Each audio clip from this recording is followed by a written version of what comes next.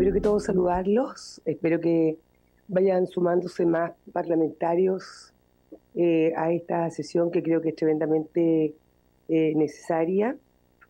Vamos también a saludar a quien nos acompaña, el defensor de la niñez, Anuar Quesille, quien es acompañado por la abogada de seguimiento legislativo de la unidad de estudios, la señora Catherine Llanos, y su jefa de gabinete y directora de comunicaciones, la señora Andrea Borges.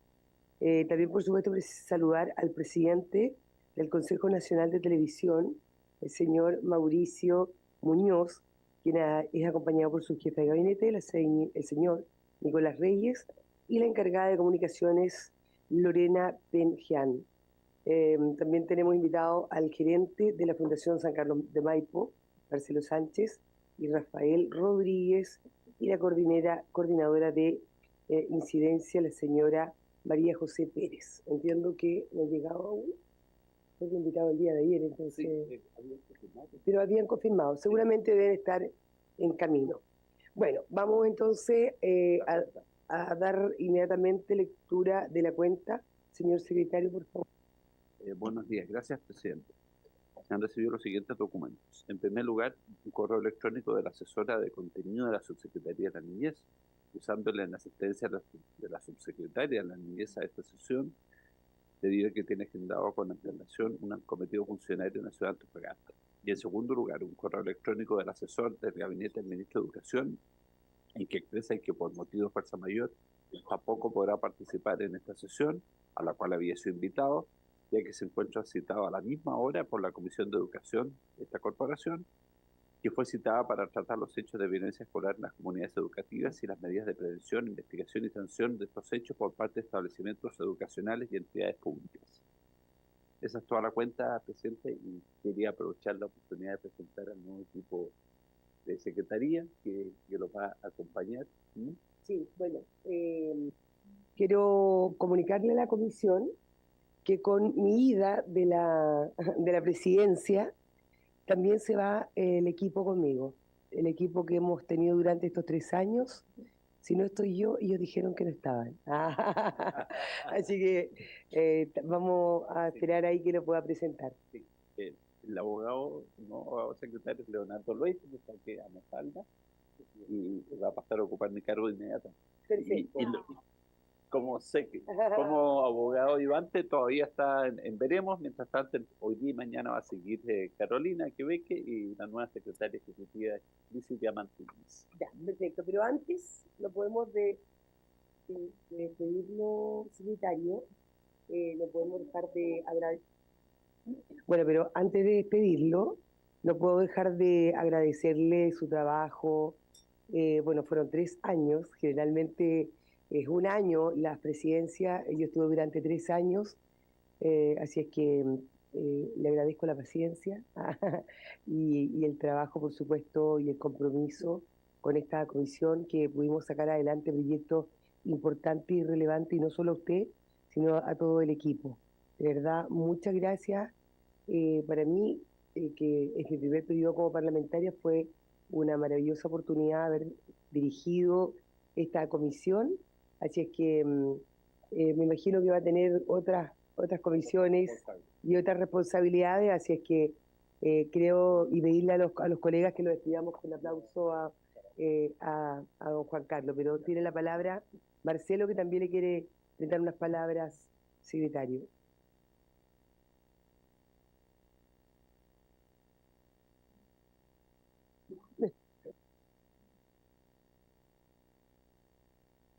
Muchas gracias, estimada presidenta. Saludo por su intermedio a mis colegas parlamentarios, a nuestros invitados y a los funcionarios de la corporación. Quisiera particularmente sumarme a las palabras de la presidenta, destacar el profesionalismo de don Juan Carlos, su forma también humana y una persona muy caballero, muy atento, y desearle el mayor de los éxitos en sus nuevas funciones, don Juan Carlos. Tal como decía nuestra presidenta, este es mi primer periodo como parlamentario, como diputado, represento a la región de la Araucanía, pero he tenido el mejor concepto de usted y así de muchos funcionarios más de la corporación. Así que por eso le digo responsablemente y por supuesto con mucho afecto que le vaya muy bien deseo del mayor éxito en cada una de las funciones que asuma de ahora en adelante. Eso es. Palabras, presidenta, y lo dejo entonces de inmediato con un aplauso para el secretario. Sí, por supuesto que sí. Futura presidenta.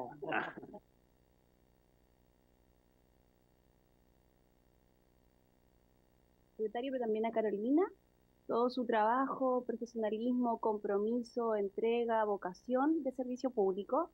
Me toca participar en varias comisiones y yo creo que es muy importante reconocer cuando se hacen también las cosas desde la vocación, desde la amabilidad, desde la entrega, sobre todo para quienes somos parlamentarios en nuestro primer periodo legislativo. A mí me ha tocado estar en muchas instituciones públicas.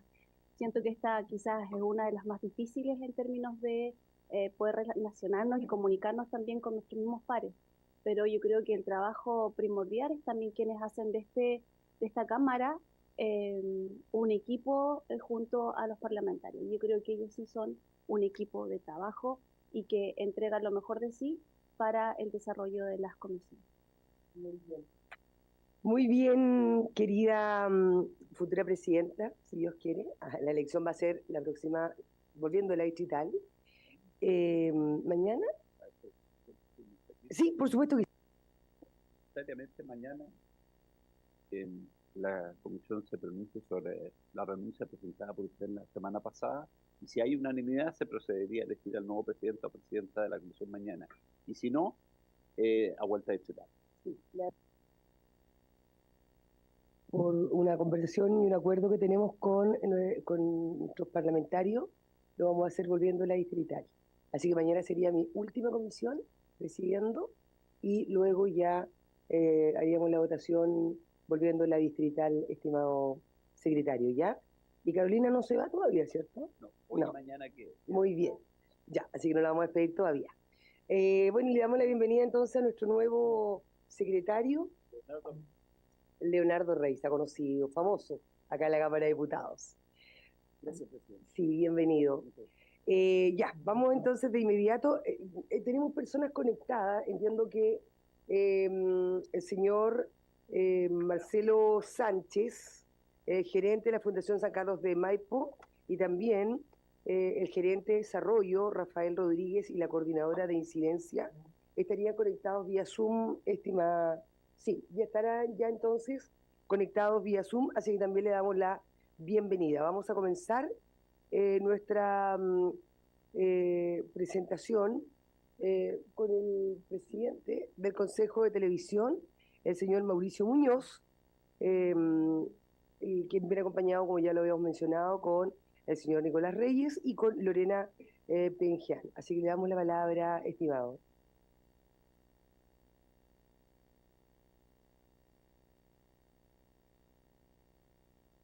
Gracias, presidenta.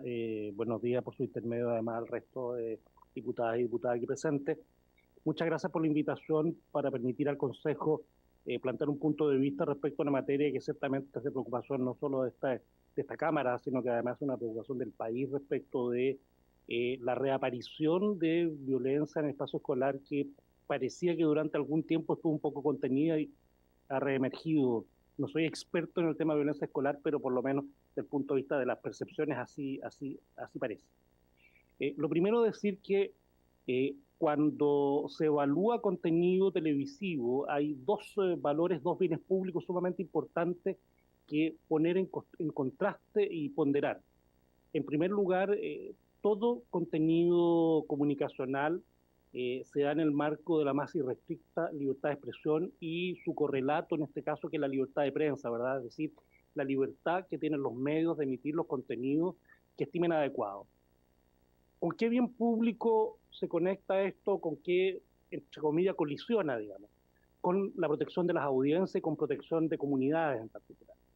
Hay valores que están insertos dentro del principio de correcto funcionamiento de la televisión, al que están sujetos todos los concesionarios y permisionarios que obtienen una concesión, un permiso de funcionamiento por parte del Consejo, y una de esas en particular que están contenidas tanto en nuestra ley orgánica, la ley 18.838, como las normas generales sobre la emisión de contenidos audiovisuales, particularmente artículo 7º y artículo 8º de las normas generales, dicen que debe existir especial preocupación respecto de las infancias, respecto de niñas, niños y adolescentes, respecto de los cuales no es posible emitir imágenes, contenidos que permitan individualizarlos, porque eso constituye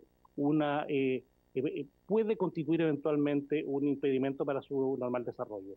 El defensor de la infancia, de la niñez que nos acompaña, tiene bastante claridad al respecto, lo hemos conversado y de hecho tenemos un trabajo conjunto en esta materia. Ahora bien, dicho eso en términos generales, yo quisiera agregar un par de antecedentes que tienen que ver ya no con lo exhibido, respecto a los cuales están las restricciones que he mencionado, vale decir en términos bien prácticos, ningún niño o niña puede ser exhibido en pantalla, salvo que sean difuminados sus rastros para que no sea posible identificarlos. Tenemos mucha jurisprudencia sancionando concesionarios cuando han vulnerado ese principio, han exhibido niños o niñas en algún contenido que emiten. Quiero decir al mismo tiempo que la mayor parte de estos contenidos no son vistos a través de la televisión abierta, de la televisión tradicional como la conocemos.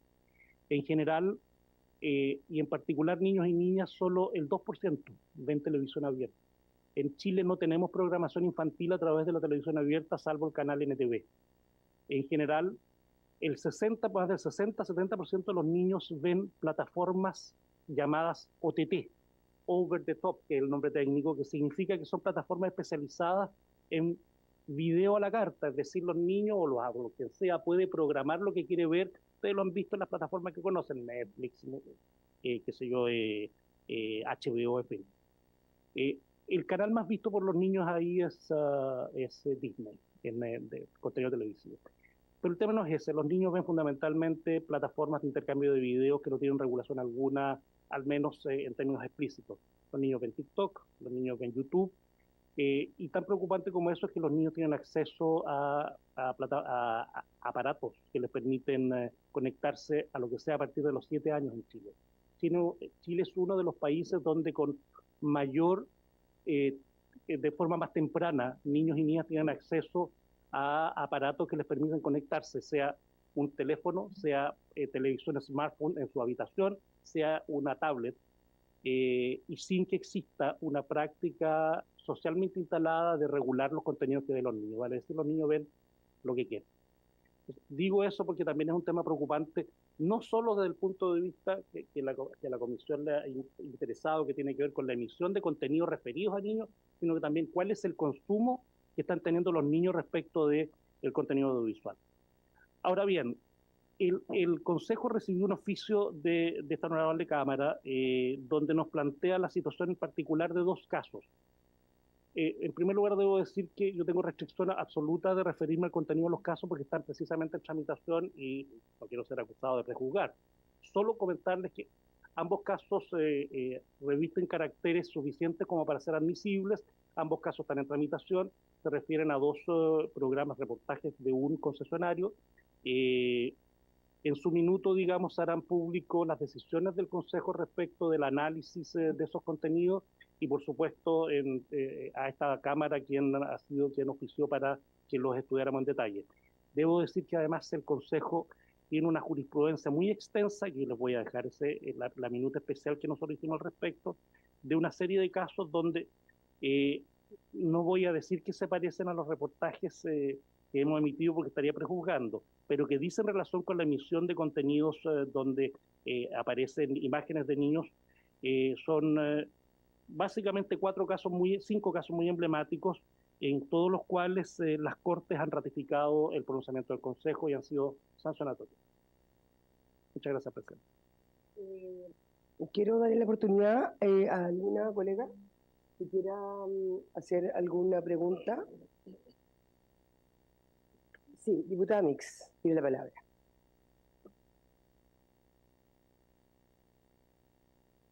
Gracias, presidenta. Saludar a nuestros invitados. Yo creo que efectivamente en más de una oportunidad nos ha tocado escuchar al directorio del Consejo Nacional de Televisión por otras denuncias, pero en general las denuncias las realizan instituciones, pero no la ciudadanía. Y la ciudadanía en general se incomoda por reportajes de esa naturaleza y también les parece que rayan un poco la línea de lo obsceno, ¿no? En términos del aprovechamiento del contenido y del consumo que finalmente instalamos en los medios de comunicación, sobre todo la televisión abierta. ¿No hay alguna forma, y una pregunta más bien, de fomentar la denuncia, los procesos de denuncia, más bien ciudadana, en términos de que la gente pueda efectivamente, al momento de incomodar o molestar algo que está viendo en la televisión, poder generar canales más ciudadanos de denuncia respecto de los contenidos que se ven? Porque más allá que nos digan que a las 9 de la noche está prohibido ver programas para menores de 18, lo concreto es que eso no ocurre, ¿no? Y que finalmente los niños están en la televisión a más altas horas de lo que uno quisiera. Entonces, más allá de eso, que más bien es un aviso por cumplir de los canales, ¿cómo hacer? O si ustedes han evaluado la posibilidad de que se canalice la denuncia ciudadana respecto de contenidos que a cualquier padre de familia, madre de familia o inclusive a los mismos niños les pudiera incomodar viéndolo en la televisión. Eso nada más, presidente. Gracias, diputada Mix. Tiene la palabra el diputado Beltrán. Muchas gracias, presidenta. Por su intermedio, Mauricio Muñoz, quisiera hacerle una consulta con respecto a la eventual denuncia de un ciudadano ante el Consejo. ¿Cómo opera específicamente el Consejo para dar una respuesta? ¿Cuánto tiempo tiene? ¿Y cuáles son los pasos que sigue el Consejo? O sea, si una persona común y corriente hace una denuncia ante el Consejo ¿cómo evalúa eso y cuánto tiempo tiene para responder? Eso nomás, presidenta. Muchas gracias. Gracias, diputado Beltrán. Le doy la palabra al diputado Celedón.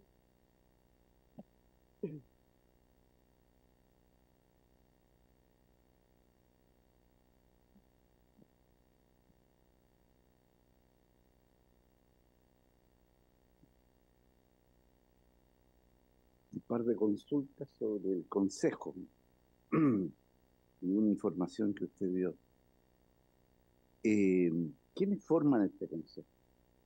Porque he visto que hay muchos canales históricos que se han multiplicado. ¿Quién hace esas concesiones? ¿Por qué son los mismos y no otros? Y usted señaló que solo el 2% de los niños ven televisión abierta. ¿Es una encuesta? ¿Cuál es la fidelidad? Porque es muy grave esto. Porque efectivamente los niños hoy día pasan con pantallas, digamos, y en esa no hay control, me parece.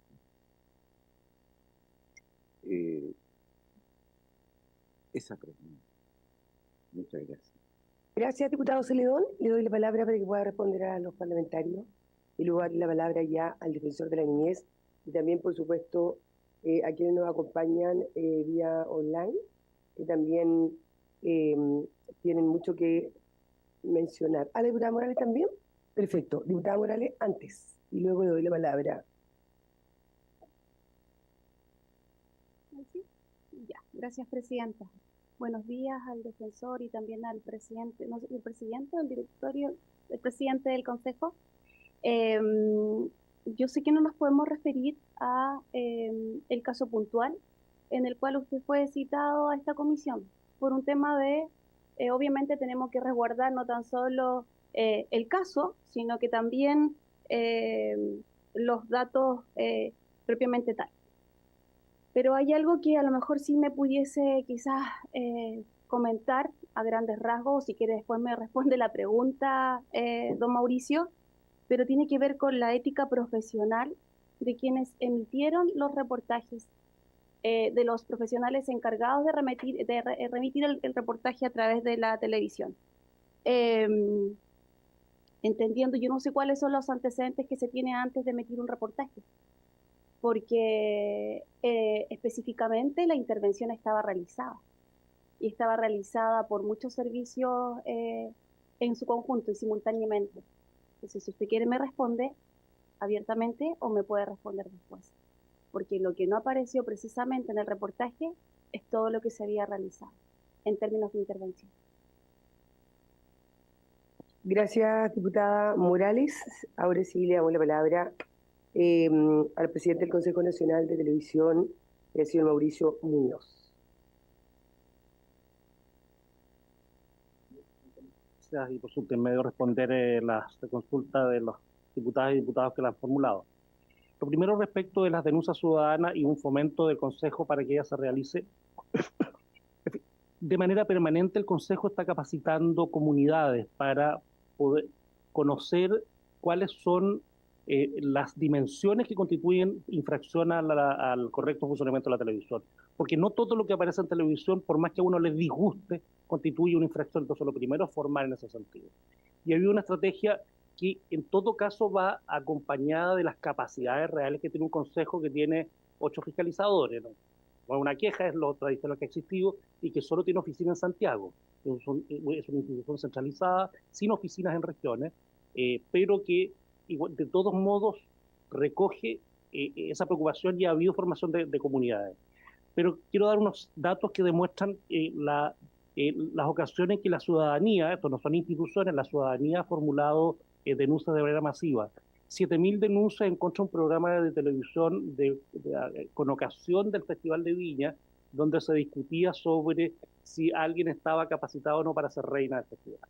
7.000 denuncias. 3.000 denuncias en contra de una periodista que reportó de una manera considerada inadecuada, que cubrió de una manera considerada inadecuada los incendios que hubo en la región de Valparaíso años atrás. No los refiero. Entonces, hay ocasiones en que efectivamente hay denuncias muy masivas. Con ocasión de una rutina humorística en el Festival de Viña del Mar, llegaron 1.700 denuncias. Es decir, capacidad de formular denuncias existen, generalmente sobre contenidos televisivos que tienen mayor audiencia que otros, que son básicamente noticias, programas deportivos y programas de entretención, digamos, como un festival, digamos. Entonces, eso le genera al Consejo la obligación de procesar cada una de las denuncias, es decir, primero evaluar si las 7.000 denuncias se refieren al mismo hecho, que no es evidente, puede ser el mismo contexto, pero no necesariamente el mismo hecho. Y eso nos toma bastante tiempo. Y esto lo vinculo de inmediato con el procedimiento a que se refiere el diputado por su intermedio presidenta, que sigue el Consejo. El Consejo recibe cada una de las denuncias o bien realiza fiscalizaciones de oficio. Nosotros tenemos 2 maneras de hacerlo. Primero, la tradicional, que son visualizadores que están en una pantalla viendo contenido y hay una manera aleatoria de ir revisando esos contenidos. Recuerden que no solo fiscalizamos televisión abierta, sino que también el cable, los permisionarios. Esto es cable y satelital.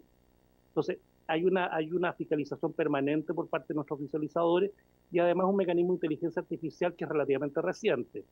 Se hubiera podido implementar con antelación, pero es un poco más caro. Entonces, estamos recién estrenando eso a propósito de fiscalizar en regiones, que también es nuestro deber. No tenemos oficina en regiones, desplazamos equipos en regiones o a regiones. ¿Cuánto tiempo demora? Un caso no demasiado complejo, es decir, que tenga 1 o 5 o 10 denuncias, tiene una admisibilidad relativamente corta en nuestro departamento de fiscalización, que puede tomar una semana, es decir, de una sesión de consejo a otra. El consejo toma de conocimiento de esa situación a la sesión en la sesión en la cual están listos los antecedentes y se pronuncia respecto de si existen antecedentes como para formular cargos. Esa es la primera actuación del Consejo y pueden pasar entre 1 y 2 semanas desde que se tiene la denuncia o el informe del fiscalizador echado oficio. Luego, la demora del procedimiento restante tiene que ver con cuánto actúe el concesionario al que se le pidió informe.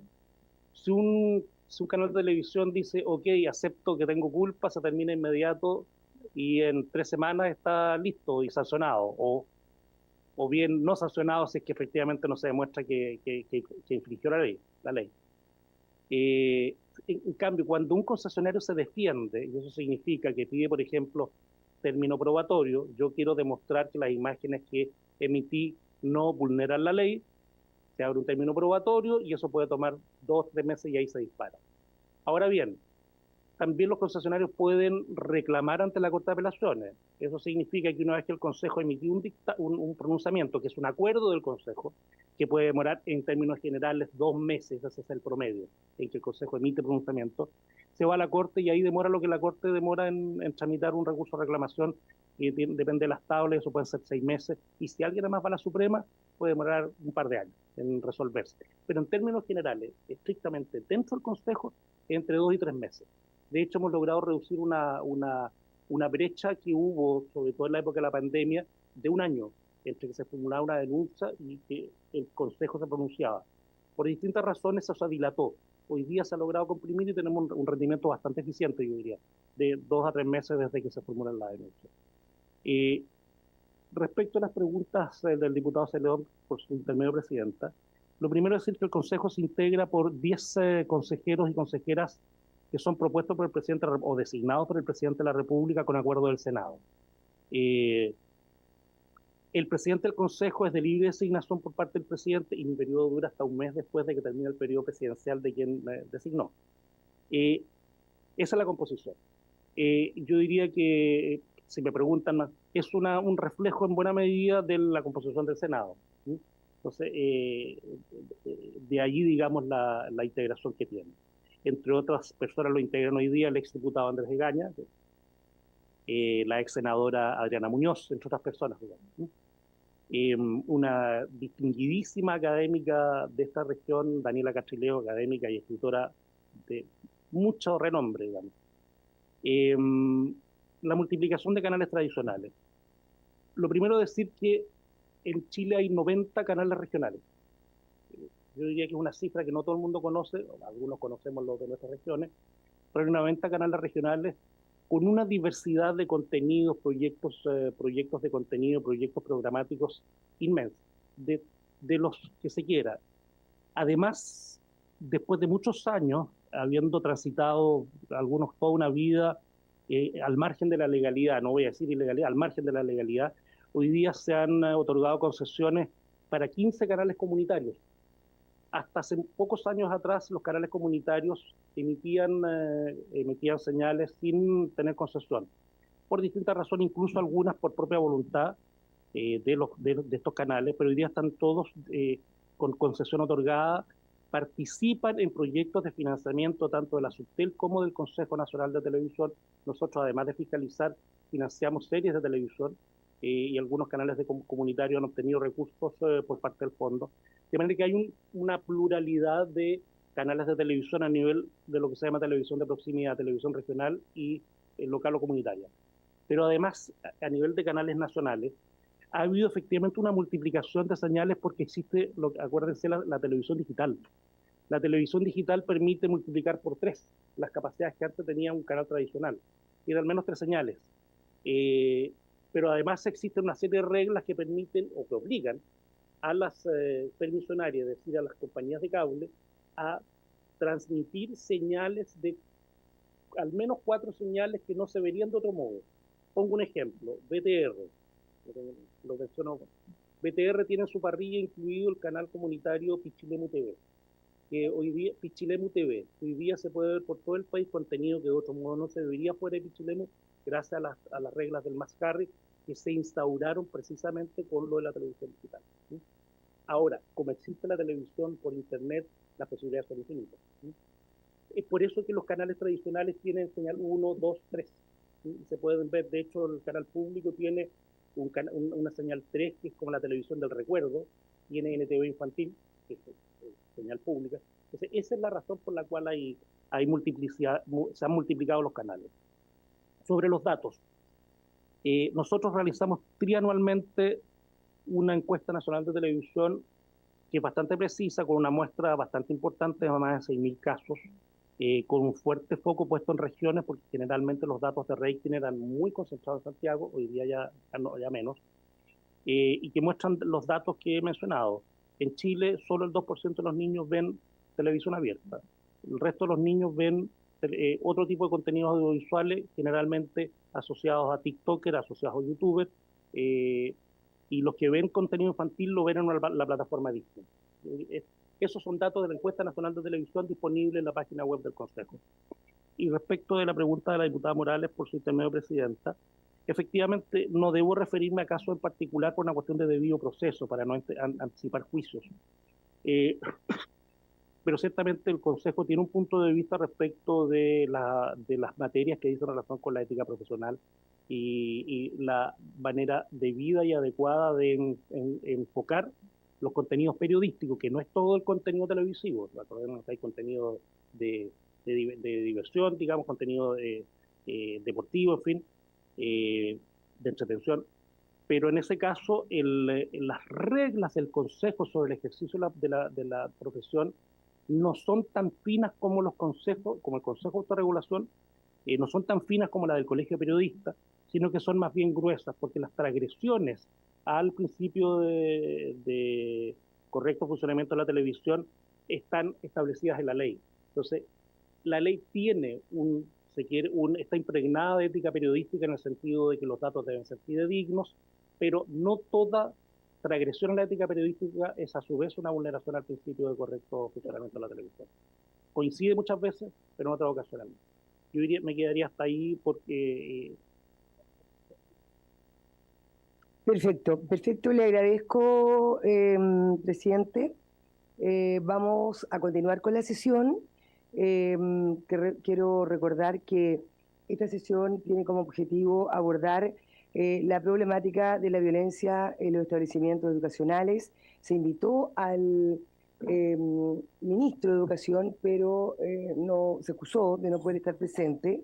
Y también vamos a abordar el tema de la explotación sexual. Hace pocas semanas vimos a través de las redes una campaña que se llamaba Actuar es Urgente, que tenía que ver con la explotación sexual infantil, que lamentablemente ha aumentado de forma considerable, y por lo mismo vamos a dejar a continuación al gerente de la Fundación San Carlos de Maipo, el señor Marcelo Sánchez, y Rafael Rodríguez, para luego después ir con el defensor y nos pueda, digamos, explicar y terminar en la presentación. Le damos la palabra al señor Marcelo Sánchez y Rafael Rodríguez. Estimada Presidenta, por su intermedio, si ustedes prefieren, partimos por el tema de la explotación sexual o por violencia escolar, cualquiera de los dos temas. Pero... Explotación sexual creo que es un tema que ustedes han abordado y es un tema preocupante, que vimos hace poco las cifras, así que yo, si está de acuerdo, digamos, la comisión, creo que partiría por esto, que es un tema relevante. Perfecto, muchas gracias. Don Rafael. Estimada Presidenta, diputados, gracias por la invitación. A la secretaria le enviamos una presentación, no sé si lo presenta ella o yo comparto pantalla y presento por mi cuenta. Que comparta pantalla, me dicen. Perfecto. Ahí está. ¿Se ve bien? Sí, agrándelo un poco más, ahí. ¿Ahí está bien? No, ahí sí, ahí está perfecto. Bueno, estimados diputadas, diputados, como ustedes saben, nosotros hemos hecho hace un tiempo ya un seguimiento a temáticas relacionadas a la explotación sexual de niñas, niños y adolescentes. Hemos ido a presentar a la Cámara. En paralelo también nos hemos reunido con distintos actores de la política pública para poder sistematizar la realidad de esta tragedia en Chile, pero para poder hacerlo no solamente con una lógica de denuncia, sino que también con una lógica propositiva de tratar de construir con todos los actores. Esto no estuvo pensado nunca como una campaña de apuntar con el dedo al culpable o los culpables, sino que para trabajar con todos los actores, porque este es un problema que es sistémico y no se resuelve con una medida particular. Esto ya lo hemos presentado, pero como contexto para que no estuvieron en las sesiones anteriores, la explotación sexual de niños, niñas y adolescentes viene en aumento. Del 2022 al 2023 creció casi un 30%, desde prepandemia hasta ahora ha crecido más de un 300% la cantidad de denuncias de víctimas de explotación. está claro que este es un fenómeno que afecta más a las niñas y adolescentes mujeres que a niños. El 89% son mujeres. Tenemos un aumento significativo en víctimas de protección especializada, o sea, niños y niñas que han sido sacados del cuidado de sus cuidadores principales para estar bajo tutela de protección estatal. Y dentro de esa protección estatal, que tenemos dos grandes medidas, las familias de acogida y la residencia. Bueno, también está la opción, por supuesto, pero pensando en las medidas de protección donde el sector público, en particular el Servicio de Protección Especializada, tiene mayor injerencia, vemos que en las residencias han aumentado de manera significativa la cantidad de denuncias y por ende víctimas o posibles víctimas de explotación. Y esto que quede claro, o sea, en el lugar donde el Estado ha jurado proteger a niñas, niños de vulneraciones graves de derechos, es el lugar donde hoy día está cada vez más aumentando la probabilidad de que sean víctimas de una vulneración tan grave como es la explotación sexual. Las redes de explotadores, ya sea redes informales, voy a decir mal, pero una mala manera de decirlo, pero redes en el fondo pequeñas de explotadores, como hemos visto en informes y en televisión, que son redes de gente que trabaja en micro y que logra tomar un territorio y empieza a capturar a niñas para explotarlas, hasta redes más profesionales ya de crimen organizado, en donde una de sus líneas de negocio es la explotación de niñas y todas estas redes ven en la residencia un lugar en el cual poder ir a captar niñas. Tenemos regiones que están tomadas, todas las residencias están tomadas por redes de explotación, como el caso de Valparaíso, según información que tenemos de una jueza de Tribunal de Familia, pero también hemos visto las noticias de Magallanes, de Puerto Vara. Todas las semanas aparece alguna noticia de alguna niña que es víctima de explotación y que lamentablemente muchas veces está en residencias de protección estatal. Y por último, dentro de las noticias terribles que uno tiene que destacar, el proceso de persecución penal para los abusadores y explotadores es un proceso que lamentablemente tiene poca efectividad. Y esto es un llamado también ahí. Conocemos que la gente de Fiscalía ha pedido mayor dotación para poder hacerse cargo del aumento de la cantidad de denuncias y cuenta con la misma dotación de antes de pandemia. Entonces se le hace aún más difícil procesar todos los casos. Y hoy día estamos con unas tasas de entre el 1 y 5% de efectividad de condena para los casos en donde hay investigación por explotación. Entonces, con todos estos datos, hay más, pero con estos datos queremos dar cuenta de que estamos viviendo un escenario en el que está empeorando y en donde no se está haciendo lo suficiente, no se están tomando las medidas para poder controlar el aumento. Hoy día, sin duda, la gente que explota sexualmente tiene un sistema que le facilita la explotación y que no se la dificulta, y eso es lo que nosotros queremos cambiar. Por eso es que armamos una plataforma digital que es actuaresurgente.org. Está compuesta por 9 organizaciones de la sociedad civil, en las cuales no hay organizaciones que tienen conflicto de interés, en el sentido que no somos, en general, hay una organización que también administra un programa público, pero el resto no tenemos conflicto de interés, donde estamos haciendo recomendaciones, que al final las recomendaciones para beneficiar a nuestras propias organizaciones. Eso no es así, estamos limpios en ese sentido. No digo que no tengan que participar las organizaciones que tienen conflicto de interés, pero al menos aquí no la hay.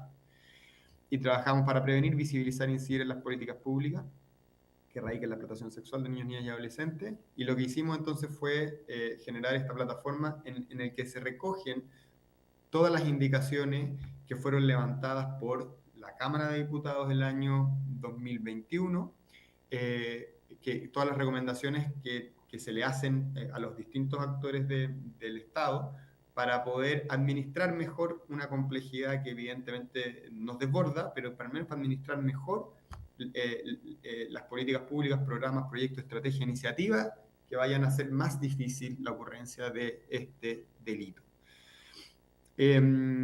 Y una vez sistematizadas las recomendaciones, tanto las de la Cámara como también de organismos internacionales, lo que hicimos fue generar estándares de cumplimiento para cada una de las recomendaciones. Y estos estándares fueron desarrollados con expertos que se dedican a este tema desde hace muchos años y fue entonces validado, y esos son los criterios de cumplimiento que tomamos para cada medida. Como ustedes saben, los que estuvieron en las sesiones anteriores, estas recomendaciones, a pesar de haber sido enviadas a todos los actores, y cuando digo los actores estamos hablando de los tres poderes del Estado, pero en particular el Poder Ejecutivo, que es el que tiene más indicaciones, se la hemos enviado al Ministerio de Desarrollo Social, a la Subsecretaría, al Servicio de Protección Especializada, al Ministerio de Educación, a CNTV también, aprovechando que está ahí, y vemos si es que se están siguiendo las recomendaciones o no. El primer año que lanzamos el informe vimos que se cumplieron muy poco, la nota promedio fue bajo 3, y este año, a principio de año, volvimos a sacar el informe anual de seguimiento a la recomendación y volvimos a ver que no hay avance. Y ahí entonces la pregunta fue hacia adentro, ¿no? Hasta el equipo que estamos alrededor de la plataforma, y dijimos, ¿qué es lo que no estamos haciendo? Que no somos capaces de, con toda la información, con todo el trabajo, con todas las reuniones que hemos tenido con los actores y con los incumbentes, que no somos capaces de lograr que ellos hagan los cambios. Y ahí, bueno, primero el autoflagelamiento de decir cómo no somos capaces de generar empatía con este drama, cómo no somos capaces de lograr incidir, siendo que es un problema tan terrible y en donde las soluciones a veces son fáciles de hacer. Pensando en que son acciones de carácter ejecutivo y no necesariamente implican un nuevo reglamento, una nueva ley. Y ahí es donde creímos que hacer una campaña en la cual apostáramos a generar empatía en la contraparte y también en la sociedad, para que en conjunto pudiéramos hacer más presión con los incumbentes, con los tomadores de decisiones, para que volvieran a revisar las indicaciones y se hicieran responsables de cada una de ellas para ir avanzando. No queda tanto gobierno, y partir de nuevo con un gobierno es difícil, es perder otro año, 1 año y medio, 2 años, de volver a instalar las confianzas para poder hacer incidencia, y van a significar entonces 2 años, 2 años y medio, 3 años, en los cuales van a haber más niñas y niños que van a ser explotados. Esa es la consecuencia, ¿no? Bueno, entonces empezamos con esta campaña en la que contactamos a periodistas de distintas sensibilidades políticas, o al menos que uno percibe que tienen distintas sensibilidades políticas. Soledad Oneto, que es la que está Paulina Allende Salazar, Mirna Schindler, Andrea Aristegui y la Carla Zunino, todas ellas gratuitamente contaron una historia real, obviamente, porque es real en el sentido que son casos que están cerrados, que son públicos. Esos casos que están públicos están anonimizados, nos preocupamos de no vulnerar ningún derecho, pero se cuenta la historia de un caso de una niña o un niño que fueron víctimas de explotación y que podrían no haberlo sido, y esto es importante, podrían no haberlo sido, si es que se hubieran tomado las medidas que esta plataforma indica y que la Comisión en la Cámara de Diputados 2021 indicó también. Si se hubieran tomado esas medidas, estos casos no hubieran ocurrido. Y estos casos van a seguir ocurriendo hasta que no se tomen las medidas. ¿Qué fue lo único bueno de la campaña? Es que logramos nuestro objetivo. Estamos ya cerca del 1.000.000 de visualizaciones entre las distintas plataformas en las que se publicó la campaña, que es muchísimo más de lo que nos habíamos imaginado que íbamos a lograr. Logramos, también estamos cerca de las 30.000 interacciones entre distintas cuentas. Tenemos una enorme cantidad de contenido generado por la misma sociedad. Y además esto, que es una campaña corta, duró 1 semana, la campaña linkea a unos podcasts en donde están los casos dramatizados ya en una versión más completa, más larga. Les recomiendo escucharlos, es terrible, son historias dramatizadas, pero reales, 100% reales, y ojalá lo puedan escuchar para que más gente entienda la profundidad del problema, el drama que viven las niñas, en particular las niñas, y lo terrible que es que la política pública en general, que el Estado en general, que la sociedad civil, me incluyo, que no seamos capaces de poder hacer los movimientos necesarios para terminar con algo. De nuevo, no es difícil. Si bien está en aumento la explotación, tampoco son tantos casos. deben haber ahí, el defensor me podrá corregir con las cifras, pero no deben ser más de 2.500 casos de niñas y niños explotados. Si no somos capaces como país de hacernos casos de 2.500 casos, ¿para qué estamos? ¿No? Bueno, y aquí vamos a dejar, de todas las recomendaciones que tenemos, son 38, vamos a dejar pocas en donde nosotros vamos a tomarnos una atribución que no tenemos, que es de pedirles apoyo para que en 3 meses más, 4 meses más, no más que eso, nosotros prestarles todo el soporte para poder llamar a quienes son responsables de estas indicaciones y hacerles seguimiento. No necesitamos más de 15, 20 minutos por sesión cada X cantidad de meses para saber si quienes son responsables de estos servicios públicos puedan demostrar que están avanzando hacia un mínimo de decencia, de dignidad, de empatía por niños que no tienen quien los proteja. La primera es los servicios de salud. Hay no un caso, hay varios casos en donde llegan víctimas de explotación a constatar lesiones y no existen los recursos necesarios para hacer la toma de muestra de manera inmediata. Entonces tienen que esperar horas, a veces días. Y eso significa que no pueden ducharse para no eliminar la prueba. Imagínense, pónganse un rato en ese escenario. No pueden ducharse y tienen que esperar a que lleguen los recursos. A veces, por la vergüenza que esto significa, las niñas y familias se retiran del servicio de salud al no recibir atención y no tienen pruebas para poder condenar a la persona que abusó, que explotó de ella. Esto acaba de pasar la semana pasada en Puerto Varas, en donde unas niñas que fueron víctimas de explotación fueron al servicio de salud y al no estar los recursos, después de 3 horas se fueron. Y hoy día la persona está el explotador está en prisión preventiva y como no va a haber prueba, esa persona va a salir libre. Primer tema, servicios de salud de Arica Punta Arenas. Si no cuentan con los recursos, con un protocolo de derivación a otro servicio de salud que tenga los recursos o a un sistema privado que puedan financiar eso para que se tomen las muestras en el menor tiempo posible. Segundo, tribunales de familia. No están vinculados los sistemas de información entre los tribunales de familia y otros tribunales, en particular los de garantía, los penales. Entonces, han habido casos que también han salido publicados en prensa, en donde los tribunales de familia, por no tener acceso a la información de tribunales en ámbito penal, hay veces en que tribunales de familia han derivado a una niña abusada y explotada, lo llevan al cuidado de su explotador o abusador porque no tenía en cuenta la condena de un tribunal en ámbito penal. Imagínense la locura. Derivada a una niña que fue vulnerada de derecho a su vulnerador para que se haga cargo de los cuidados.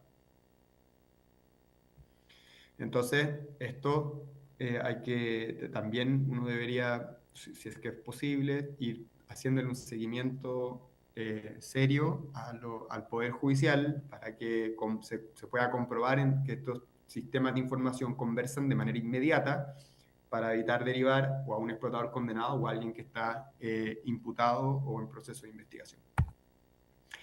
Tercera medida, educación y prevención, campañas de prevención permanente y sensibilización sobre la explotación. Y esto es súper importante porque hoy día se confunde en distintos lugares, se confunde lo que es explotación a lo que es, por ejemplo, tener un sugar daddy, ¿no? un pololo de 40, una cabra con una niña de 15, 16. Y en algunos lugares, no sé si está normalizada la palabra, pero hay gente que no le toma el peso lo que eso significa.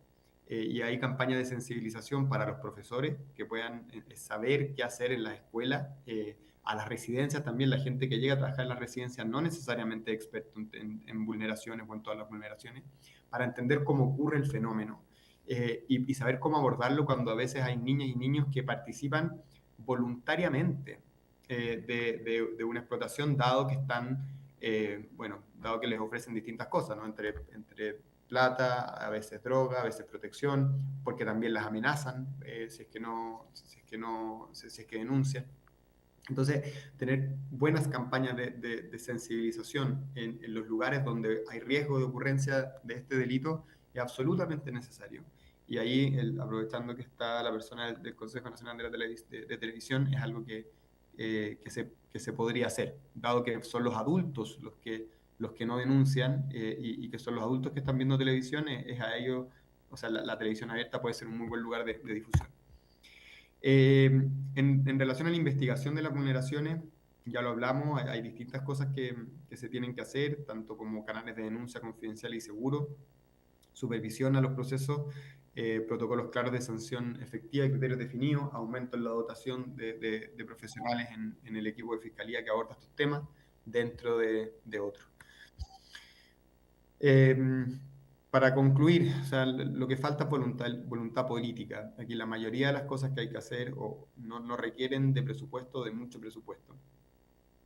Principalmente son temas ejecutivos que dependen de ponerse de acuerdo en una cierta institución para desarrollar medidas que vayan a cumplir con los estándares de cumplimiento que planteamos.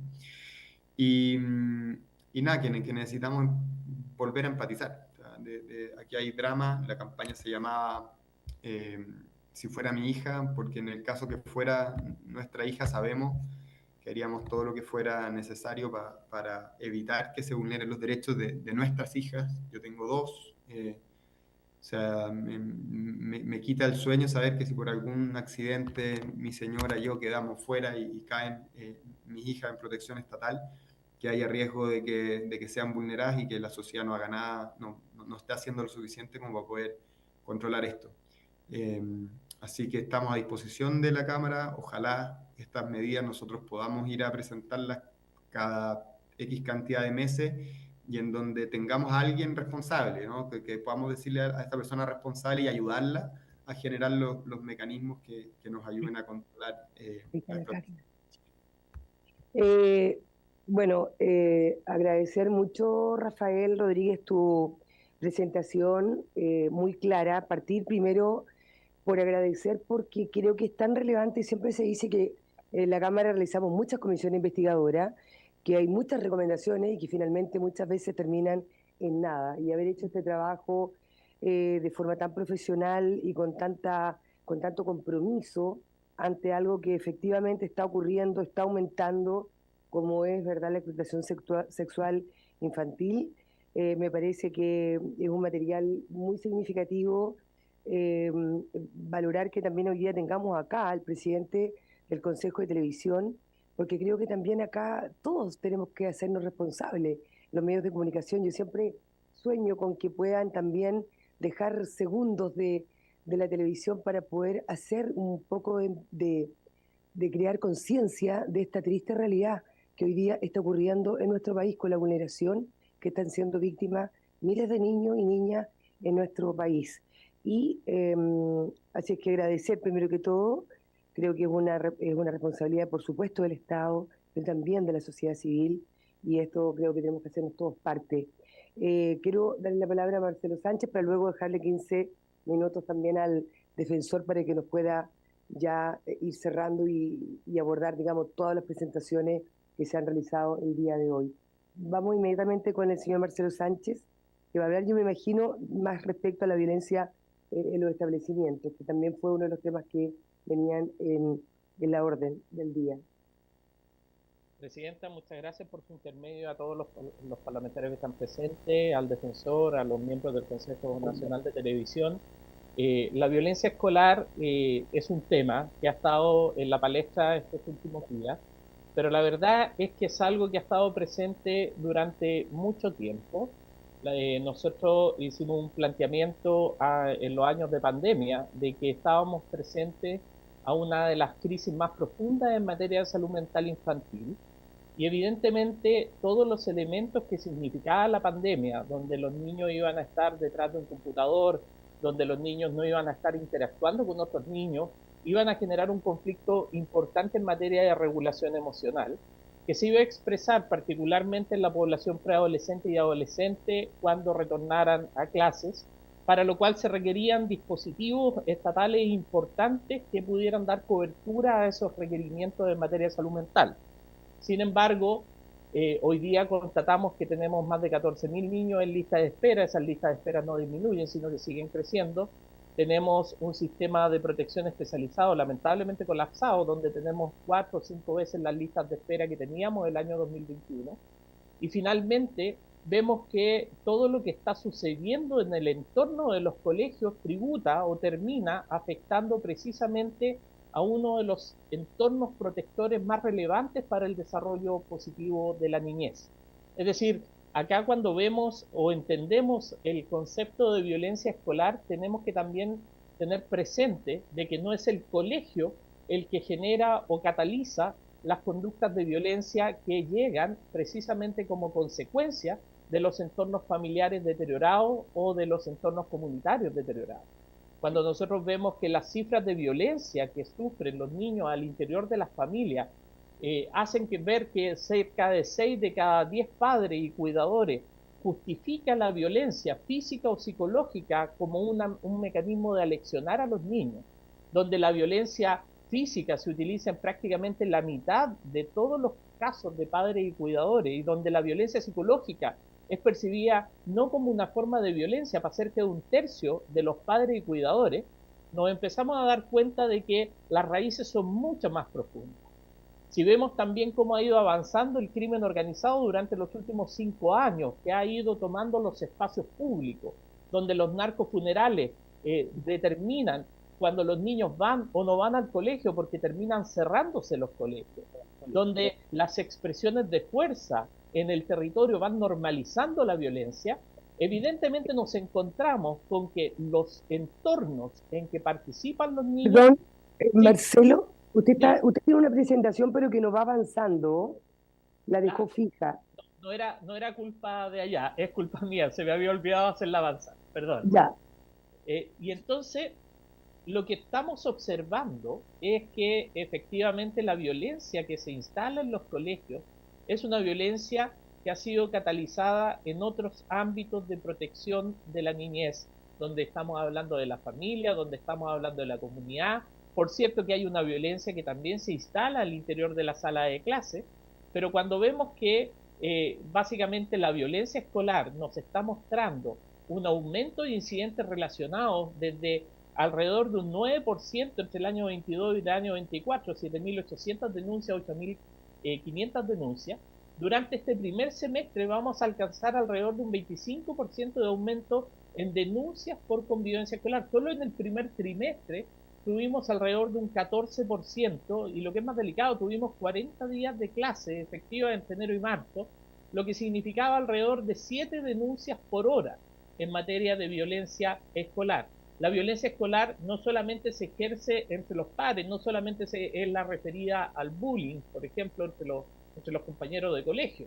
Ese tipo de violencia son alrededor del 40 al 50% de los casos. Hay un 20% que es exclusivamente de la violencia que se ejerce de los adultos contra los niños, y el incremento en materia de violencia escolar entre adultos, es decir, apoderados, por ejemplo, con profesores, en este primer trimestre, de enero a marzo de este año, recuerde, 40 primeros días de clase, creció cerca de un 121%. Entonces, claramente tenemos un entorno de riesgo que está catalizando la violencia que finalmente llega al colegio. Y se ha ido buscando distintas alternativas donde básicamente se ha mirado la infraestructura y se ha presentado la idea de tener retenes móviles en algunos colegios.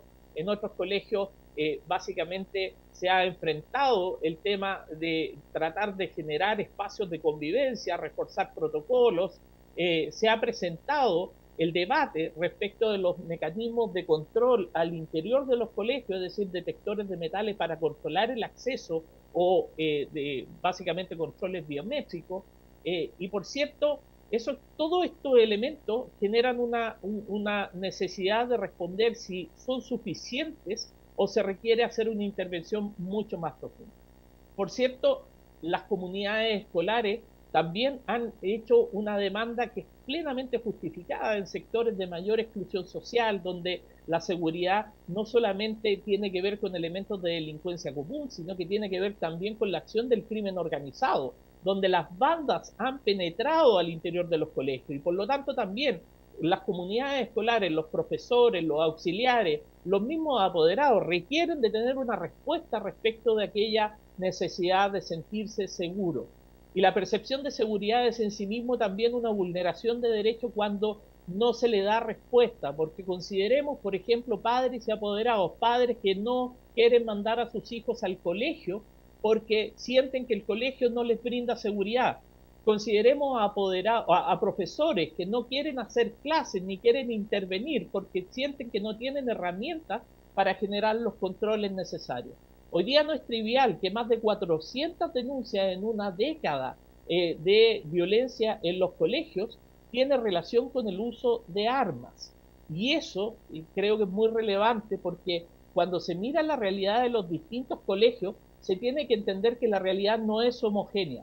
Es distinta la realidad que sufre una comunidad escolar en colegios que están viviendo alta vulnerabilidad social y donde ha penetrado el crimen organizado, que colegios donde precisamente basta con mecanismos de convivencia escolar, con mecanismos de prevención social. O sea, acá es necesario darse cuenta que son las comunidades escolares las que conocen en mayor profundidad sus necesidades y por tanto tienen que tener la libertad, resguardando todos los derechos que evidentemente están consagrados en nuestras leyes respecto de la protección de la niñez, resguardando todos esos derechos de disponer de aquellas combinaciones de elementos que están asociados a la infraestructura de control y seguridad, como también, y lo más importante, a su integración a planes que tengan que ver con la prevención de mediano, de corto y de largo plazo.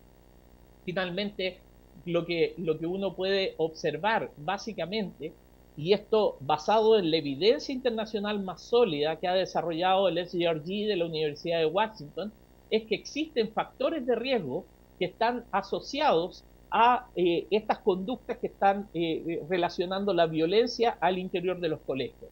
Como por ejemplo, cuando uno ve los problemas de manejo en la familia, están presentes en la totalidad de conductas problemáticas que anteceden los conflictos al interior de los colegios, como el consumo de drogas, la delincuencia, las conductas sexuales de riesgo, la exclusión educativa, la violencia, la depresión y la ansiedad. Los problemas de manejo familiar están presentes en todas esas conductas problemáticas, a lo mismo como la actitud favorable y la presencia en el comportamiento en los padres. Por ejemplo, si los padres tienen comportamientos antisociales, evidentemente, si los padres consumen droga, evidentemente los niños van a estar en una condición muy cercana a asumir los riesgos también de consumir droga.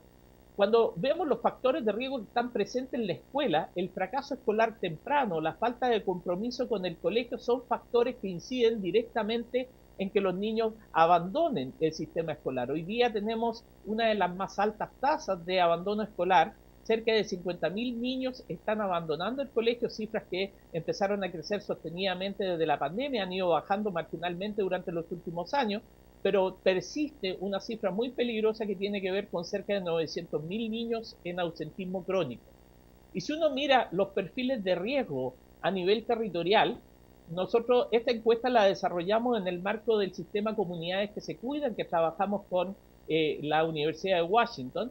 Hay factores de riesgo que están mucho más fuertes en el entorno comunitario, por ejemplo, la desorganización comunitaria, y en el entorno familiar, donde finalmente vemos, por ejemplo, que la actitud de los favorables de los padres hacia el comportamiento antisocial es uno de los factores de riesgo más altos que gatillan precisamente las conductas antisociales en niños.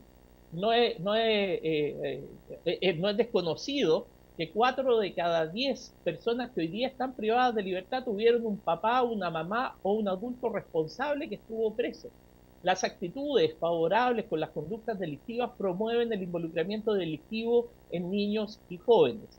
Y si ustedes miran, por ejemplo, los factores de riesgo que están asociados a la escuela, el bajo compromiso escolar y las bajas notas, son factores de riesgo que son de menor entidad respecto de todos los factores de riesgo presentes en la comunidad y los factores de riesgo presentes en la familia.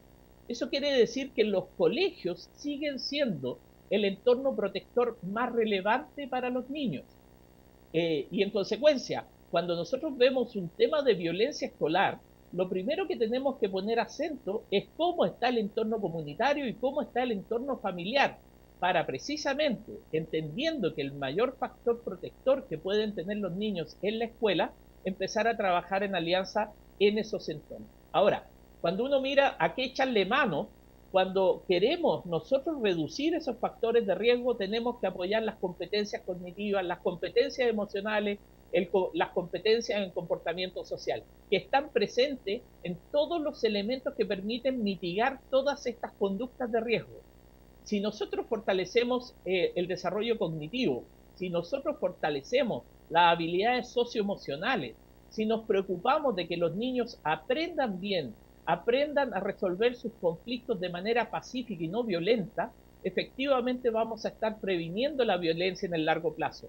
Si vemos cuáles son los factores protectores que ayudan de manera más significativa a la reducción de la violencia escolar, nos encontramos, por ejemplo, con el reconocimiento por parte del colegio de la participación en actividades prosociales, que es el factor más relevante. Lo mismo con las oportunidades para involucrarse en actividades prosociales en el colegio. Lo que está detrás es la estrategia de desarrollo social, darle oportunidades, habilidades, reconocimiento a los niños.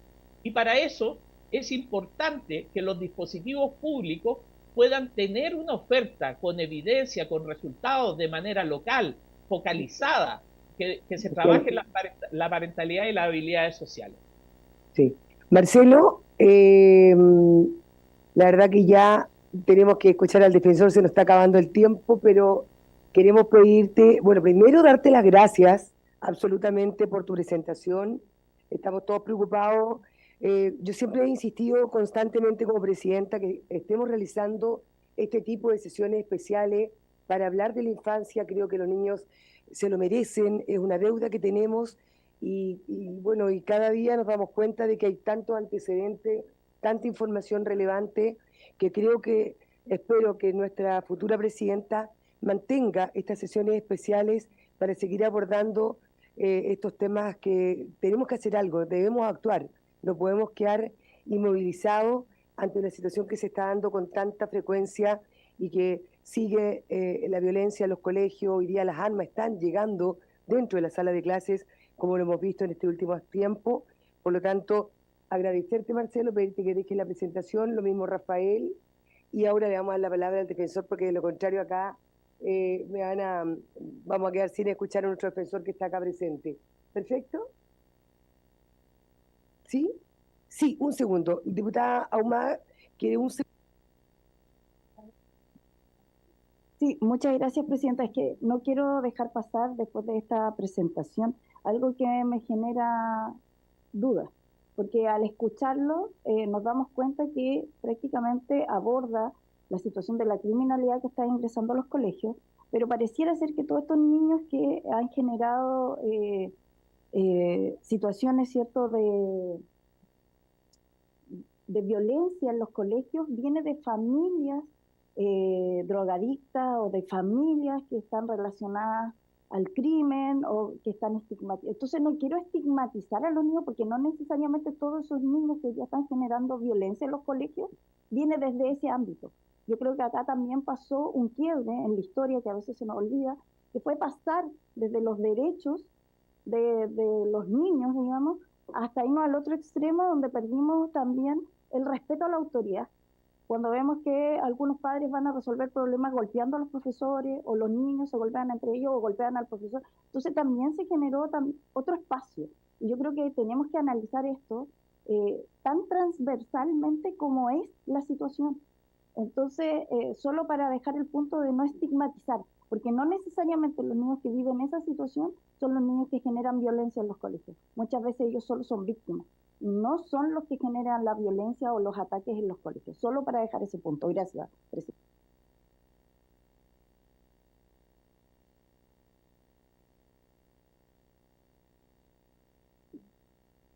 Sí, ya. Vamos a darle la palabra. Vamos a tener otra sesión especial, yo tengo plena certeza de eso, que nuestra futura presidenta lo va a hacer para poder abordar con más profundidad todos estos temas que hemos abordado en el día de hoy, pero ahora le tenemos que dar la palabra al defensor. ¿Le parece? Defensor.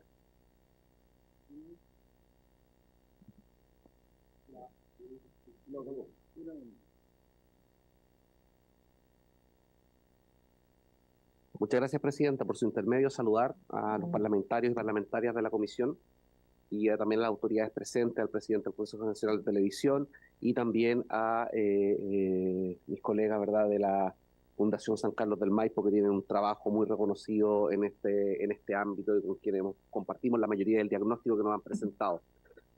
Tengo muchas cosas que decir al respecto sobre lo que hablaba el presidente del Consejo Nacional de Televisión en materia de protección de la niñez y medios de comunicación.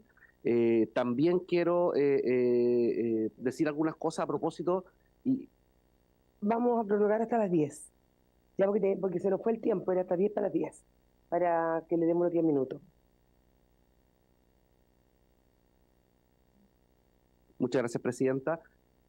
Pero no quisiera dejar pasar lo que indicaba la diputada Ahumada. Ya me voy a hacer cargo de los temas para los cuales estoy citado, esto tiene que ver precisamente también con el motivo de la citación, que es que en definitiva no hay que olvidar que la Ley de Garantías, la Ley 21.430, en su artículo 56 también consagra los deberes de niños, niñas y adolescentes. Fue una norma aprobada por el Congreso y dentro de los deberes que tienen los niños, niñas y adolescentes, que están consagradas por la ley, están aquellos asociados, ¿verdad?, a el cumplimiento de sus obligaciones y responsabilidades escolares, familiares, comunitarias, siempre y cuando lo anterior no viole sus derechos y garantías. Ahora, es decir, cuando uno se pregunta de esta dicotomía entre derechos y deberes, los niños tienen deberes, tienen el deber, ¿verdad?, de cumplir dichas responsabilidades, pero el incumplimiento de esos deberes no implica el desconocimiento de derechos. Entonces, ¿cuál es el desafío? Es cómo compatibilizamos un sistema que justamente permita que los niños, niñas y adolescentes cumplan los deberes por los cuales por ley están obligados. Un adolescente entre 14 y 18 años tiene el deber de cumplir la ley penal, de lo contrario es imputable, pero ese incumplimiento del deber no implica un desconocimiento de sus derechos. Y eso es una cuestión vital para poder comprender la lógica del sistema de protección integral. No es una lógica de si no cumples deberes te quitamos derechos, sino que es tú incumples deberes, hay efectos asociados al incumplimiento del deber, pero en un marco de reconocimiento de derechos fundamentales. Es la lógica, ¿verdad?, de la teoría de los derechos fundamentales. Dicho eso, creo que es importante, y por eso mismo decía que tenía muchas cosas que decir en esta sesión, es importante para efectos de analizar el tema de la situación de la violencia escolar, centrarnos un poco en la función de la Defensoría de la Niñez. Hay mucho desconocimiento respecto a qué hace la Defensoría de la Niñez, qué puede hacer la Defensoría de la Niñez y, por cierto, qué es lo que no puede hacer la Defensoría de la Niñez. Una cosa que no puede hacer la Defensoría de la Niñez, porque por ley no está mandatada ni facultada, es reemplazar la institucionalidad existente. La Defensoría de la Niñez no reemplaza las obligaciones que tiene el Ministerio de Educación, no reemplaza el rol que tiene la Fiscalía para la investigación de delitos, no reemplaza a los tribunales de justicia en la toma de decisiones. Lo que hace la Defensoría de la Niñez es precisamente generar un mecanismo bajo los cuales supervisa, monitorea y recomienda con facultades que no son mandatorias que las instituciones funcionan.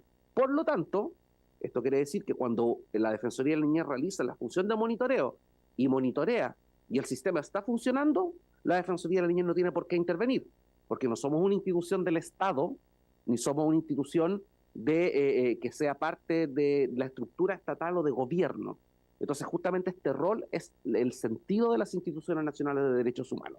Entonces, por eso formulamos recomendaciones, generamos transferencia técnica, levantamos datos, facilitamos mediación de niños, niñas y adolescentes, y en ciertas circunstancias tenemos un mandato judicial acotado de intervenir en la presentación de acciones penales, como lo hemos hecho en algunos casos específicos, dentro de los cuales se encuentran las hipótesis para las cuales estamos facultados por ley, presentar amicus curiae, ¿verdad?, y acciones constitucionales, e incluso tenemos la facultad de presentar denuncias contra el Estado ante organismos internacionales, como así lo hemos hecho en algunas materias.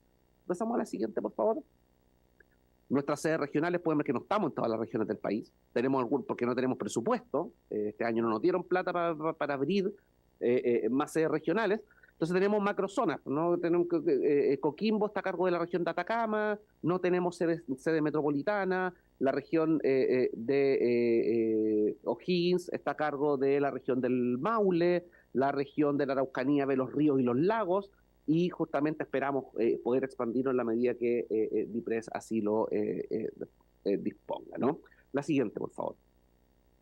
qué lo digo esto? Porque es importante tener en cuenta que a pesar de nuestras limitaciones, hemos generado una serie de acciones para hacernos cargo de los temas vinculados a violencia en el contexto escolar, promoviendo el buen trato, ¿no? ¿Qué hemos observado desde la Defensoría de la Niñez a propósito del diagnóstico publicado en mayo del año 2025? Que esta situación de la violencia escolar ha ido aumentando al interior de los establecimientos y eso ha generado también una percepción de violencia más allá de la escuela, sino que en las comunidades y en los entornos que se relacionan de una u otra forma con el sistema educativo. Y eso está claramente refrendado por algunos datos, muchos de los cuales también acaba de mostrar la Fundación San Carlos del Maipo, ¿no? Hemos identificado en nuestro diagnóstico un aumento del casi el 26% en el total de casos en establecimientos educacionales entre el 2019 y 2022, un 25% de aumento. Dentro de este porcentaje se registra un aumento de casi el 15%, ¿verdad?, en el caso de delitos violentos y de alta connotación pública, y un aumento del 173% en delitos asociados al porte, hallazgo y uso de armas, ¿verdad? Y eso tiene que ver un poco con lo que hemos también levantado y que venimos levantando desde el año 2023, ¿no? Las denuncias sobre convivencia escolar subieron en un 25% solamente en el trimestre del 2024 y en el mismo periodo del año 2025, y la forma de violencia que representa la mayor concurrencia es el maltrato entre estudiantes, ¿no? que representa el mayor porcentaje de estas denuncias de acuerdo a datos de la superintendencia. Y los propios niños, niñas y adolescentes indican entre sus principales problemas, ¿verdad?, la inseguridad y la violencia en las calles, 28,3% de acuerdo a datos del estudio de opinión de niños, niñas y adolescentes elaborado por la Defensoría de la Niñez, y también encuentran como sus principales problemas el acoso escolar entre compañeros. Acoso que por lo demás también no solamente se va extendiendo en el último tiempo a violencia en las escuelas, sino que también violencia en el contexto escolar, pero por medios digitales. La siguiente, por favor. Un poco haciendo un análisis muy rápido respecto a qué explica la presencia de armas de fuego en las escuelas. Nosotros hemos mirado distintas fuentes, ¿no? Y si tuviéramos que resumir y sistematizar por qué hay armas en los colegios actualmente, encontramos esta verdad 6 motivos, ¿no? Primero, el contexto, ¿verdad?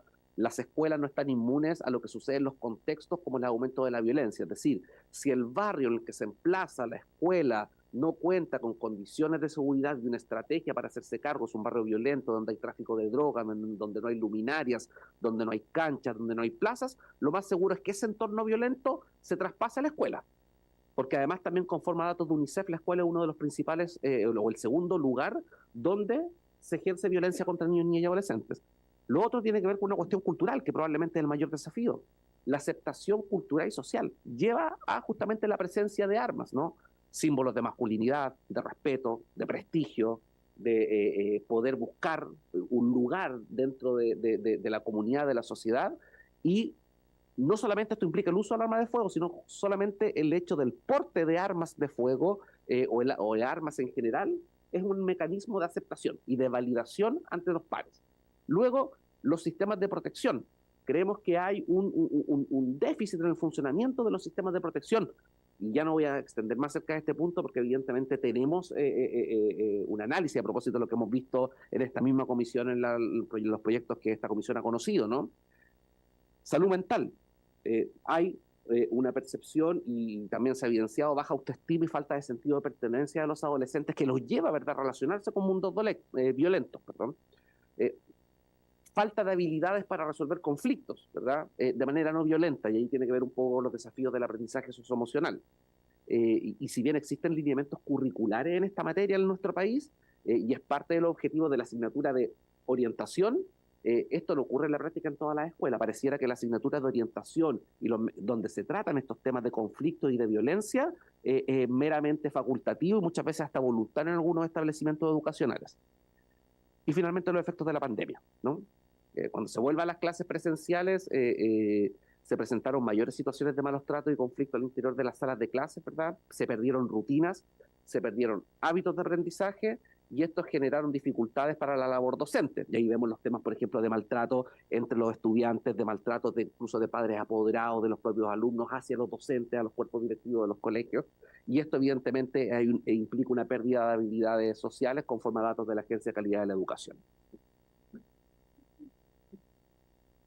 Datos a tener en cuenta desde la Defensoría de la Niñez, que los levantamos precisamente el año pasado en una nota sobre convivencia educativa, publicada en nuestro informe anual, el año 2024.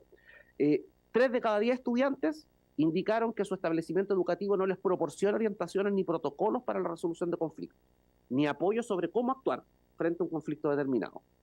3 de cada 10 estudiantes también señalan que las acciones implementadas por el colegio para abordar la violencia son ineficaces o no se las toman en serio. 2 de cada 10 docentes opinan que las normas del manual de convivencia no son conocidas por todos los miembros de la comunidad educativa, que muchas veces los temas asociados a convivencia, en términos bien concretos, se les imputan al mundo docente, no hacia toda la comunidad educativa, como los personales directivos, como los auxiliares de los colegios, incluidos, ¿verdad?, los padres y apoderados. Y solo el 33% de los estudiantes señala que pueden participar en las decisiones y procesos de su establecimiento. Defensor, sé que tenía mucho más que decir, pero usted siempre está invitado a la comisión y vamos a poder también tener su presentación para que la puedan enviar a los correos de todos los integrantes. La diputada Mix, antes de finalizar, necesita pedir un oficio y con eso tenemos finalizando la comisión por el día de hoy. Y espero que a futuro, como lo hemos estado haciendo constantemente en esta Comisión de Desarrollo Social, se sigan haciendo sesiones especiales para abordar la crisis en materia de niñez. Diputada Mix. Muchas gracias, Presidenta. Yo sé que estamos encima del tiempo, pero me gustaría pedir un oficio a la Superintendencia de Educación que nos pueda entregar los datos de los últimos 8 o 10 años en relación a las denuncias por porte de armas y a las denuncias por balacera en los establecimientos educacionales, sean públicos o privados, ¿sí? Para poder verificar algunos de los datos que se presentaron en la exposición anterior. Muchas gracias. Por supuesto que sí, vamos a tomar el acuerdo entonces. Sí, un segundo. Le doy la palabra. Primero tenemos el acuerdo entonces, la diputada Mix, y ahora vamos con la... Sí. Ya, Presidenta, hicimos un compromiso nosotros de ver el presupuesto, ¿cierto?, para Mejor Niñez, pero también quiero que ustedes hagan un compromiso con nosotros, porque veía que no tienen fiscalización. Nosotros vamos a jugarnos porque tengan el presupuesto que necesitan, pero que ese presupuesto también sea bien utilizado, porque veía lo que pasaba en Valparaíso. No puede ser que tengamos 32 denuncias por violaciones, acoso sexual, y no exista la fiscalización. No puede ser tampoco que cada 4 años un diputado que tenga sensibilidad especial vea esto, levante una comisión especial, no salga ese diputado y se vuelva a foja cero. Por eso está pasando esto, porque no tenemos la continuidad de la fiscalización. Si tuviésemos una buena fiscalización, estas cosas no pasarían, ni estaría denunciando un canal de televisión, ni estaría denunciando personas que no participan en el cuidado de nuestros niños. Así que quisiera eso, Presidenta, si no hay un compromiso real de fiscalización con respecto a los temas de niñez, no podemos seguir pasando dineros que sean mal ejecutados y no donde tienen que estar. Gracias, diputada Delgado. Bueno, algo que hemos mencionado nosotros. Acá la verdad es que hay varios recursos, la Contraloría, informes que mencionan de que hay recursos que han sido mal utilizados y por lo tanto por eso creo que es tan importante seguir trabajando de manera comprometida en este tema, porque creo que es una deuda que tenemos con nuestros niños. Eso sería, y por haberse cumplido el objetivo de la sesión, esta se levanta.